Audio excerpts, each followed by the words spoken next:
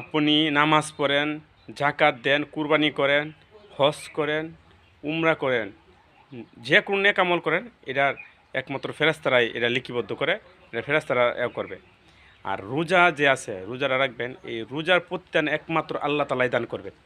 এই রোজাকে আল্লাহ তালা স্বয়ং তার নিজের হাতে এটার প্রতিদান দিবেন, এটার সব দিবেন।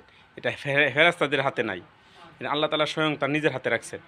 তো রোজাটা এমন এক জিনিস, শুধু সারাদিন উপবাস থাকলেন, অনাহারে থাকলেন, এটাই শুধু রোজা না। মিথ্যা কথা বলা যাবে না, হারাম খাওয়া যাবে না, গালি দেওয়া যাবে না, অশ্লীল কিছু দেওয়া যাবে না, অনেক কিছু থেকে বিরত থাকতে হবে।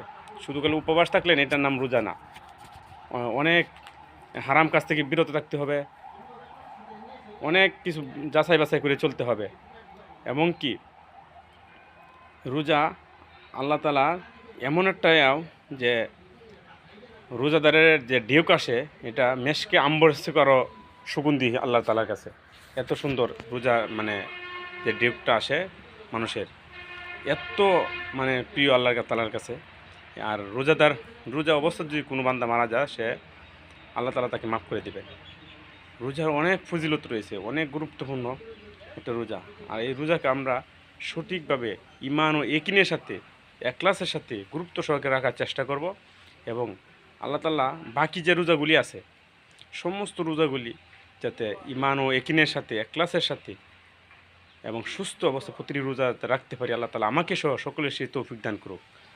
এবং কি রোজা অবস্থা মানুষ, এই হাদিসের মধ্যে আছে, কোনো মানুষ যদি তার শ্রমিক বা কর্মচারী যারা দিনমজুরে কাজ করে, তাদেরকে যদি কাজটা হালকা করে দেয়, তুমি রোজা রাখছো, কাজ কম করবা, এমন যদি সহানুভূতি দেখা, এমন যদি দয়া মায়া করে, তার প্রতি এহাসান করে, তা আল্লাহ তাআলা তাকেও আল্লাহ তাআলা এহাসান করবেন, তাকে আল্লাহ তাআলা মাফ করে দিবেন। এমন বলছে রোজার জন্য এমন করা, কাজের চাপ বেশি না দেওয়া, কাউকে এই কাজের চাপ বেশি না দেওয়া, জুলুম না করা।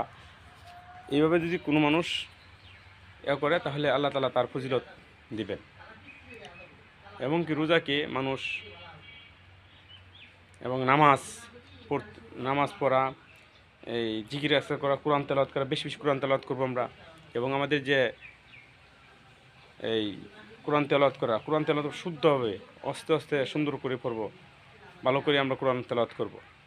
ইনশাল্লাহ আমাদের সকলের নামাজ, রোজা, ইফতার, সেহরি, তারাবি সমস্ত নেক আমলের যাতে আল্লাহ তাআলা যাতে কবুল করে, এবং কি আল্লাহ তাআলা সকলকে মাফ করে দেয়।